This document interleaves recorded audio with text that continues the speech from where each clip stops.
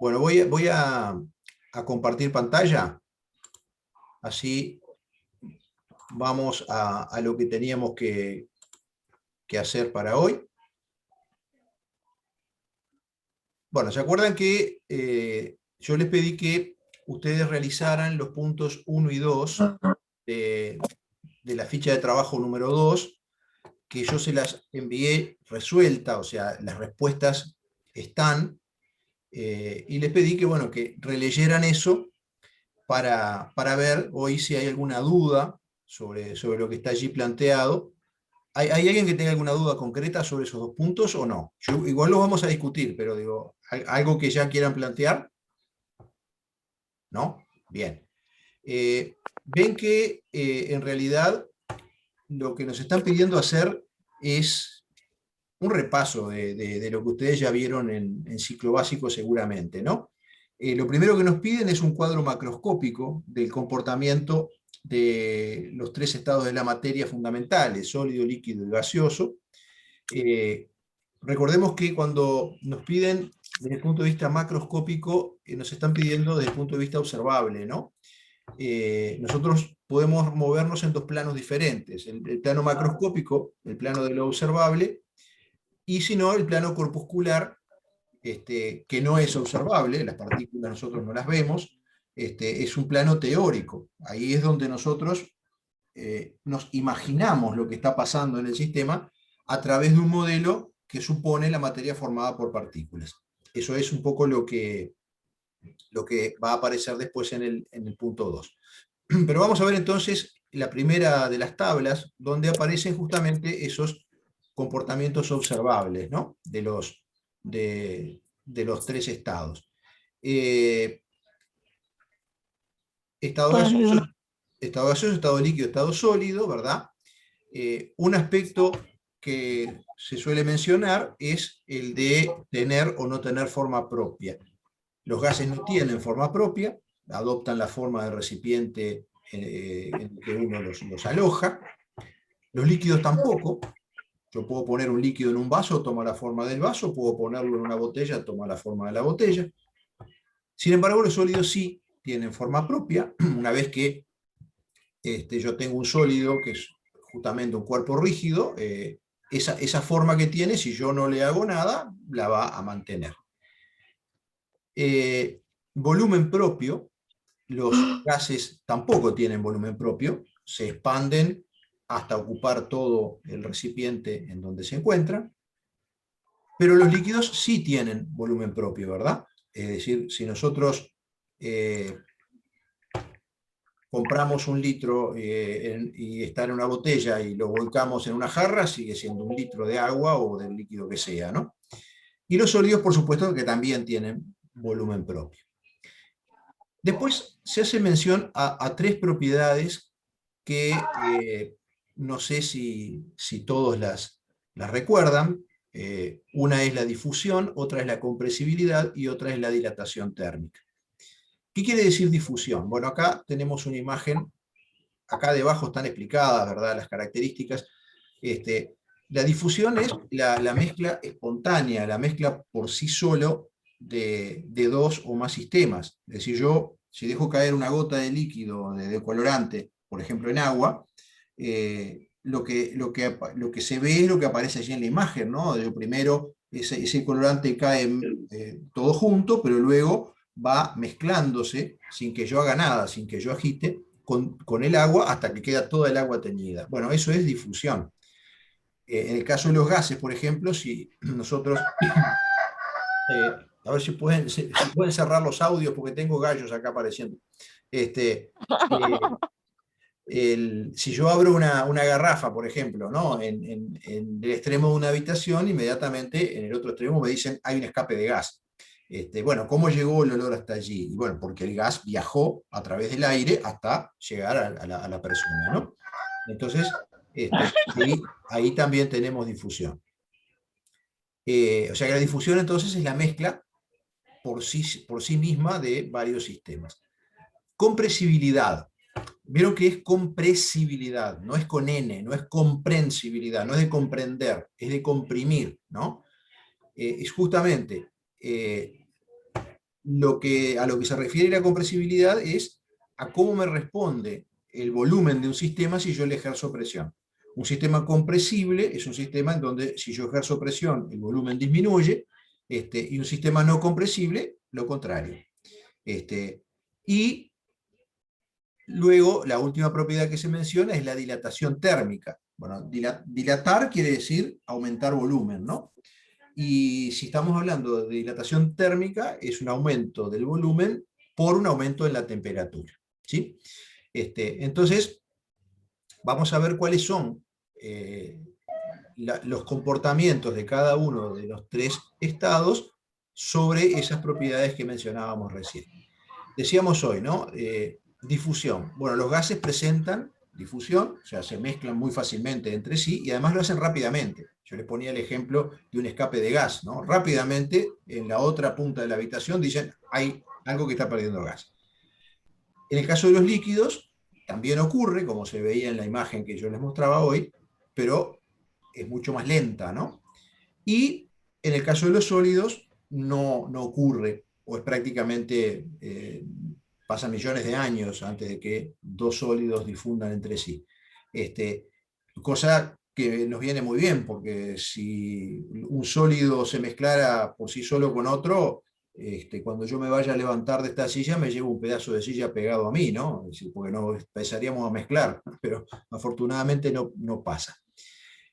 La compresibilidad, en el caso de los gases, es muy alta. Aquí tenemos justamente la imagen, ¿no? Si nosotros encerramos un gas en una jeringuita, tapamos su extremo y presionamos el émbolo, inmediatamente vemos que el volumen disminuye y lo hace notoriamente, ¿no? Sin embargo, en el caso de los líquidos, con la jeringa no observaríamos nada, y en el caso de los sólidos, menos. Por eso decimos que los gases, perdón, son muy compresibles. Los líquidos no es que no presenten compresibilidad, pero es tremendamente baja. Para poder verla tendríamos que tener un instrumento muy sensible. Y en el caso de los sólidos es directamente imperceptible.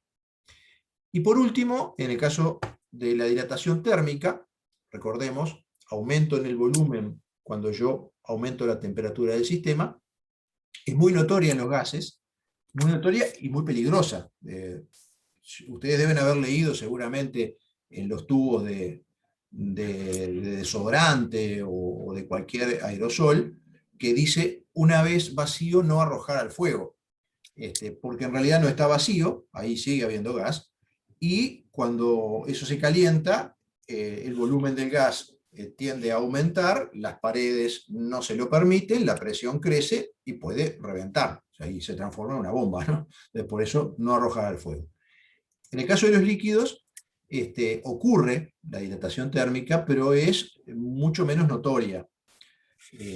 Hay instrumentos que se aprovechan de esa dilatación térmica, ¿no? Los termómetros de líquido, o sea, un termómetro de mercurio, un termómetro de alcohol, justamente se basan en que el volumen de esos líquidos aumenta cuando son calentados o disminuye cuando son enfriados, y como el único espacio por donde se pueden producir ese aumento de volumen es un capilar, uno ve una columna que sube o que baja. Pero es muy finita esa columna para poder ver esos cambios, si no serían invisibles prácticamente, ¿no? Pero bueno, es una dilatación térmica moderada.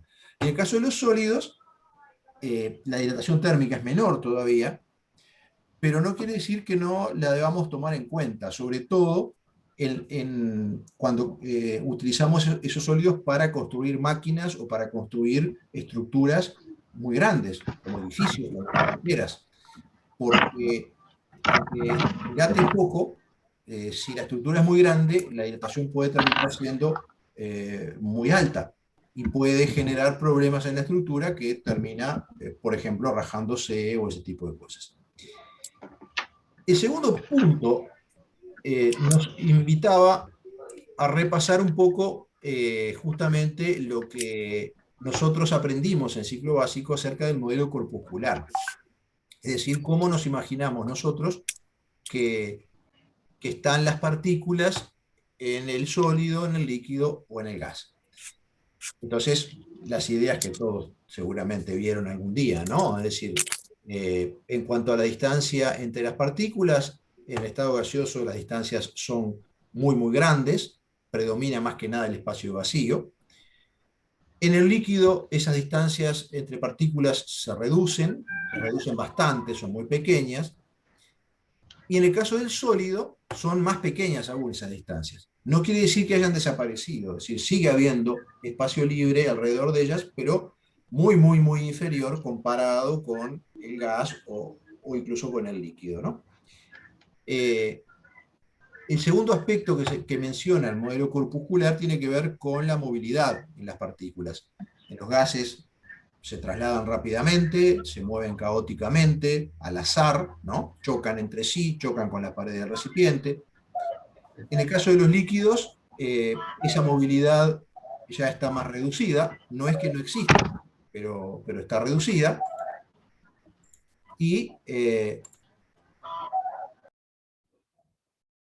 el caso de los sólidos, directamente las partículas no se trasladan, no cambian de lugar, simplemente vibran en su sitio. Y el último aspecto que se menciona en el modelo corpuscular tiene que ver con las fuerzas de atracción entre las partículas, ¿no?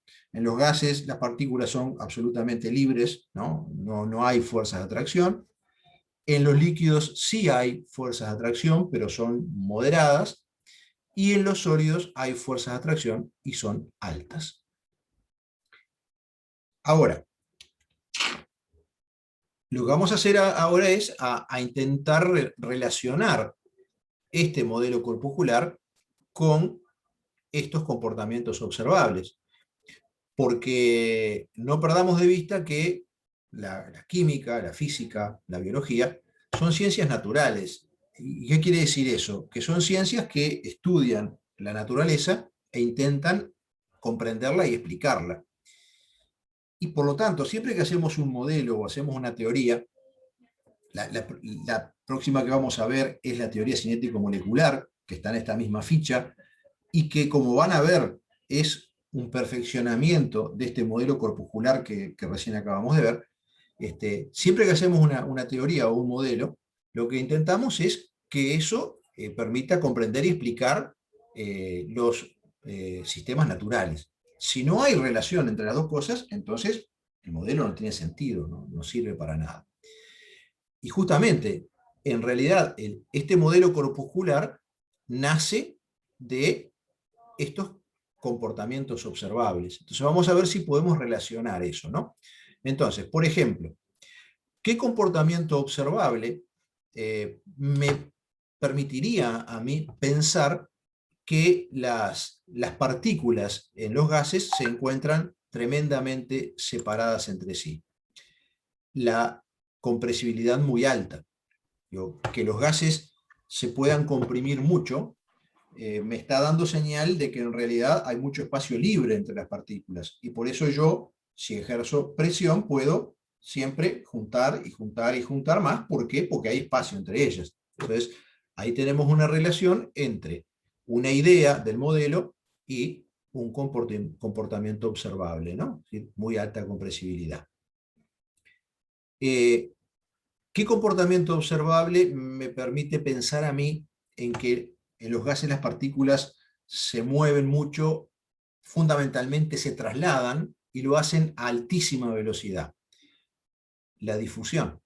O sea, esa mezcla muy rápida entre gases, que solamente podría ocurrir si yo me imagino que están los gases formados por pequeñitas esferitas, que esas esferitas viajan y se trasladan muy rápidamente. ¿Qué comportamiento observable me permite a mí pensar en que en los gases no hay prácticamente fuerzas de atracción entre sus partículas? Bueno, el hecho de que no tienen volumen y por supuesto tampoco tienen forma propia. Es decir, para que el sistema tenga volumen propio, las partículas tienen que atraerse por sí mismas, si no, no tenderían a mantenerse juntas y entonces no ocuparían un espacio que es siempre el mismo, que es propio de ellas y no del recipiente en el que están. Y además, para que tengan forma propia, no solamente deben de atraerse lo suficiente para estar juntas, sino que además deben atraerse tan potentemente como para que, además de juntas, una vez que se ubican en un lugar, no se salgan de ese lugar, se queden fijas en su sitio, ¿no? Eso, entonces, nos hace pensar, por ejemplo, eh, siguiendo con las fuerzas de atracción entre las partículas, en que en los líquidos las fuerzas de atracción deben ser moderadas, suficientes para mantener las partículas juntas, pero no fijas, mientras que en los sólidos deben ser muy altas esas fuerzas de atracción, porque no solamente se mantienen juntas, una vez que se ubican en un sitio, allí se quedan, ¿no? Eh,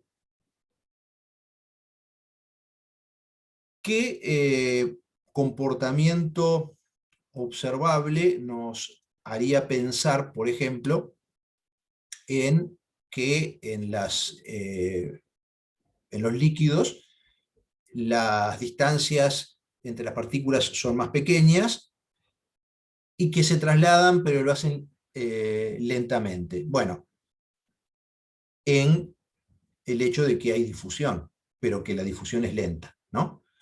Eh, Acá me avisan que quedan 10 minutos nada más. Si se nos corta, entramos de vuelta a la misma reunión. No creo que nos va a dar el tiempo para terminar porque falta poquito. Decíamos, que haya difusión implica que tiene que ocurrir dos cosas. La primera, que las partículas se pueden trasladar, pero la segunda, que tienen espacio para hacerlo. Entonces, la difusión lenta de los líquidos nos hace pensar que sus partículas se mueven, pero lo hacen más lentamente que los gases, y que además encuentran esos huecos para moverse, para trasladarse, y que por lo tanto esos huecos existen.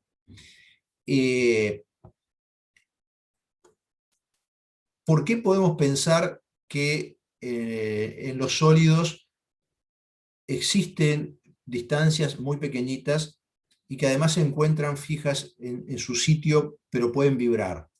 Bueno, porque presentan dilatación térmica, aunque sea baja. Es decir, si todo el sólido es capaz de aumentar de volumen cuando yo lo caliento, no debe ser porque las partículas se hinchen, sino que se separan. Y si se separan, los huecos existen. O sea, ahora, si logran separarse, pero no se pueden trasladar, no pueden cambiar de lugar, ¿cómo logran esa separación? Vibrando con un periodo cada vez mayor, ¿verdad? Cuando yo más aumento la temperatura. Entonces, es como cuando nosotros vamos en el ómnibus muy apretados y queremos lograr espacio, ¿qué hacemos? Y bueno, empujamos un poquito para acá, un poquito para allá, y vamos logrando que los de los costados se corran, ¿no? Y bueno, los que están contra la ventanilla, mala suerte, pero ahí logramos aumentar el espacio libre entre nosotros, ¿no? Entonces, como ven, hay una correlación entre lo que se observa y este modelo corpuscular muy simple, muy sencillo, que nos explicaron y que armamos en ciclo básico. Nuestra próxima tarea, que es lo que yo les voy a colgar después en la plataforma, va a ser justamente avanzar en ese modelo y ya ir a la teoría cinético-molecular, que es más compleja, que explica en mayor detalle algunos de estos aspectos, y que, si bien fue pensada y elaborada para los gases, es perfectamente adaptable para sólidos y líquidos, porque las ideas básicas que maneja son más o menos estas mismas tres, simplemente mejor explicadas, más profundas, ¿no? O sea que eso es lo que vamos a encarar para la próxima. Voy a dejar de compartir acá la pantalla. ¿Hay alguna duda? ¿Alguien que quiera consultar algo en particular? Profe, yo Sí, tengo una pregunta. dale.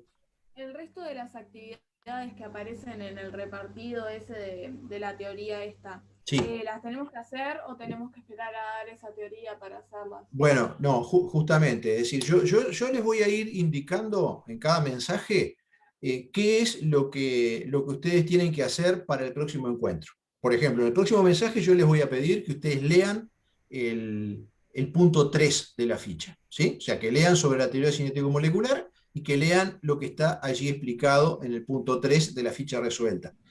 Porque de esa manera lo que hacemos en el encuentro es aclarar dudas, si aparecieron dudas concretas, o como hoy yo voy explicando lo que dice la teoría, y ahí entonces hacemos una ronda de consultas si es necesario, ¿sí? O sea que Ok. no, solamente avancen, si quieren leerla toda no hay ningún problema, y si quieren probar a hacerla ustedes, tampoco hay ningún problema, pero nosotros vamos a ir avanzando en los encuentros en la medida en que yo les pido, bueno, ahora para el próximo hagan tal cosa, y ahí lo discutimos en el encuentro de la semana siguiente.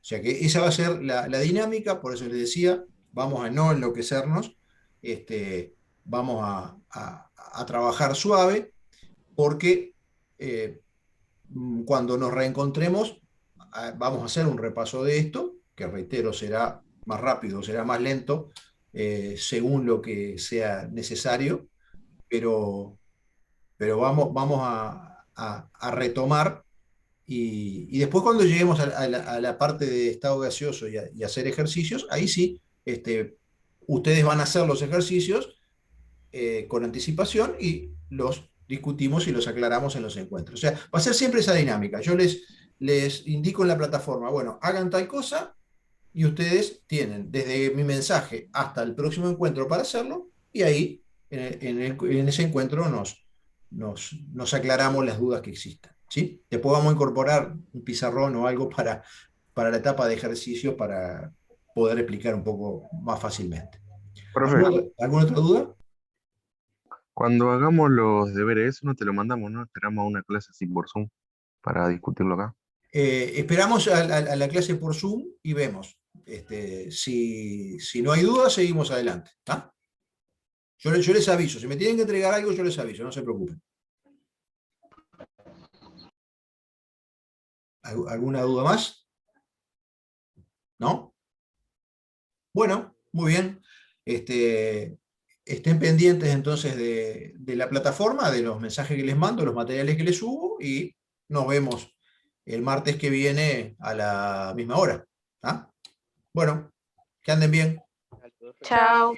Chao. Chao. Chao. Nos vemos.